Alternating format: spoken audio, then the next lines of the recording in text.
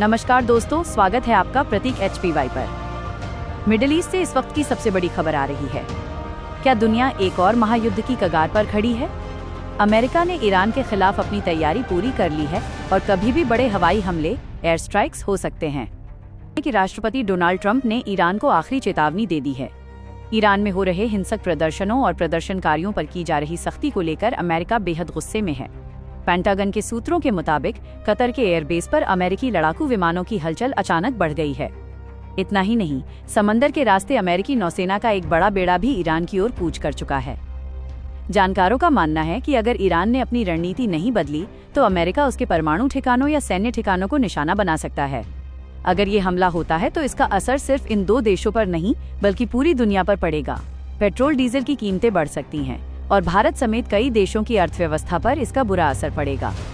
Iran और America के बीच युद्ध की चिंगारी अब भड़क चुकी है, लेकिन क्या आप जानते हैं कि इस लड़ाई में असली गेम चेंजर कौन है? अमेरिका अगर ईरान पर हमला करता है तो रूस और चीन हाथ पर हाथ धरकर नहीं बैठेंगे। आखिर क्या है पुतिन और जिनपिंग का सीक्रेट प्लान? सबसे पहले बात करते हैं रूस की। पुतिन ने साफ कर दिया है कि ईरान उनका रणनीतिक पार्टनर है। खबरों की माने तो रूस अपने सबसे खतरनाक डिफेंस सिस्टम S-400 को ईरान भेजने की तैयारी में है। अगर अमेरिका के फाइटर जेट्स ईरान की सीमा में घुसते हैं तो रूसी तकनीक उन्हें आसमान में ही ढेर कर सकती है। रूस कभी नहीं चाहेगा कि मिडिल ईस्ट में अमेरिका का दबदबा बढ़े। चीन का एंगल वहीं दूसरी ओर चीन चुपचाप अपना खेल खेल रहा है। चीन ईरान के तेल का सबसे बड़ा खरीदार है। अगर ईरान पर हमला हुआ तो चीन की ऊर्जा सप्लाई रुक जाएगी, जिसे चीन कभी बर्दाश्त नहीं करेगा।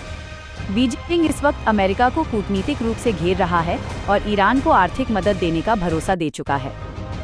स्थिति बेहद गंभीर है। अगर एक तरफ अमेरिका और उसके साथी देश हैं, तो दूसरी तरफ ईरान के साथ रूस और चीन की महाशक्ति खड़ी है।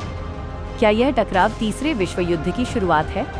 क्योंकि अगर ये तीनों देश एक साथ आए तो अमेरिका के लिए ईरान को जीतना नामुमकिन हो जाए। अब बात करते हैं भारत की भूमिका की। भारत इस वक्त सबसे मुश्किल दौर से गुजर रहा है। ईरान में फंसे हमारे 9000 भारतीयों की सुरक्षा को लेकर सरकार ने हाई अलर्ट जारी कर दिया है और उन्हें तुरंत देश छोड़ने की सलाह दी है। विदेश मंत्री S. जयशंकर खुद इस पूरी स्थिति पर नजर बनाए हुए हैं। यही नहीं, भारत पर आर्थिक दबाव भी है। ट्रंप ने धमकी दी है कि जो भी ईरान से व्यापार करेगा उस पर भारी टैक्स लगाया जाएगा। भारत के लिए ये इधर कुआं उधर खाई वाली स्थिति है। हमें अपना चाबहार पोर्ट भी बचाना है और अमेरिका से अपनी दोस्ती भी।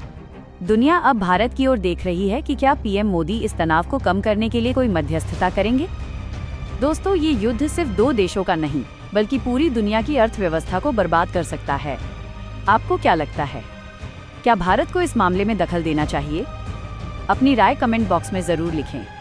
और हाँ, ऐसी ही सबसे तेज और सच्ची खबरों के लिए अपने चैनल प्रतीक HPY को अभी सब्सक्राइब करें।